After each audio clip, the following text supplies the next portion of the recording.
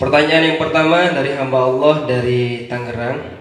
Assalamualaikum warahmatullahi wabarakatuh. Waalaikumsalam warahmatullahi wabarakatuh. Kiai Lutfi izin bertanya. Baik.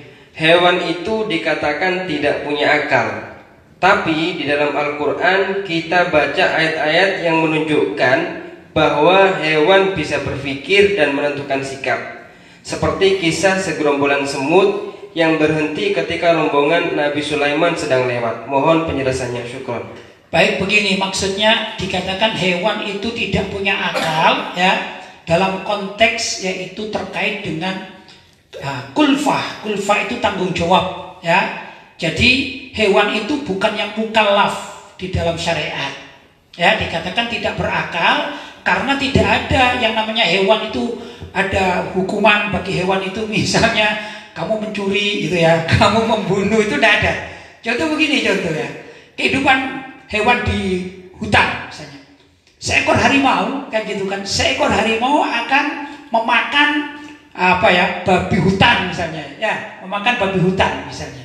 Pertanyaannya, apakah pertama harimau itu berdosa tak kala membunuh babi hutan, menggigitnya?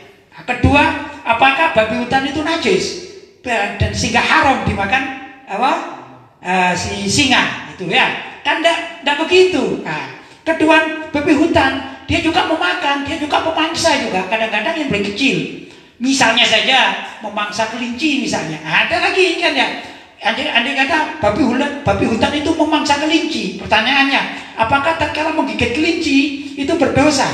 Jangan estafet namanya.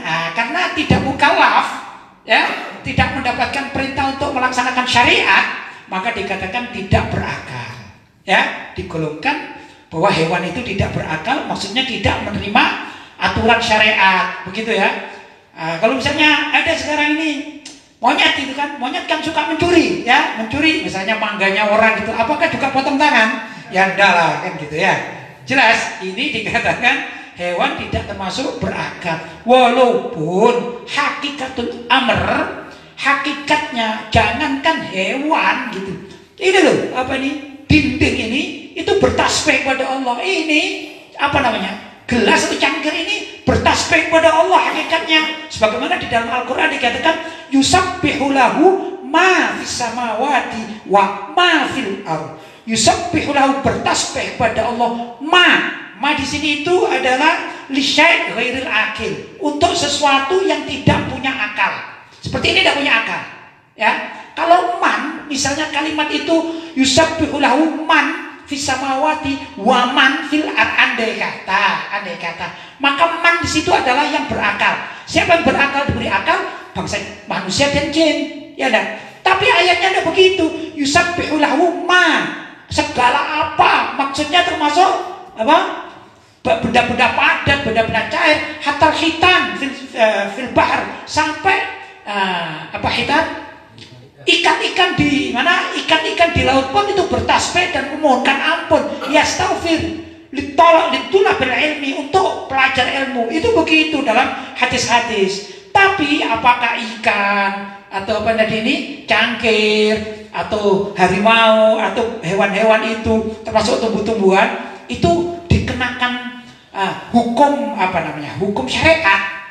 Kalau mereka mencari potong tangan, ya enggak begitu ya enggak? Jelas itu perbedaannya. Jadi secara hakiki indallah, di hadapan Allah, maka mereka itu ya berakal, seperti tatkala Nabi Sulaiman diberi mukjizat. Ini khusus Nabi Sulaiman diberi mukjizat bisa memahami pembicaraan hewan-hewan seluruh dunia. Maka hewan-hewan itu mengadu pada Nabi Sulaiman. Hei Raja Sulaiman, kenapa kamu akan merusak rumahku dengan tentara kudamu itu, kan begitu ya? Marah semut-semut itu protes kan gitu, karena Nabi Sulaiman diberi mukjizat untuk bisa memahami segala macam apa yang ada di muka bumi ini. Dari hewan-hewan bisa ngerti bahasa binatang, tapi Nabi Sulaiman saja ya. Ada Rasulullah juga diberi, tapi di dalam Al-Quran di situ yang kita bahas adalah Nabi Sulaiman. Nah, semut, andai kata saat itu semut misalnya ya, itu ada yang mencuri makanannya Nabi Sulaiman, apakah juga potong tangan? Ya enggak lah. Begitu ya, jelas itu perbedaannya. Lanjut.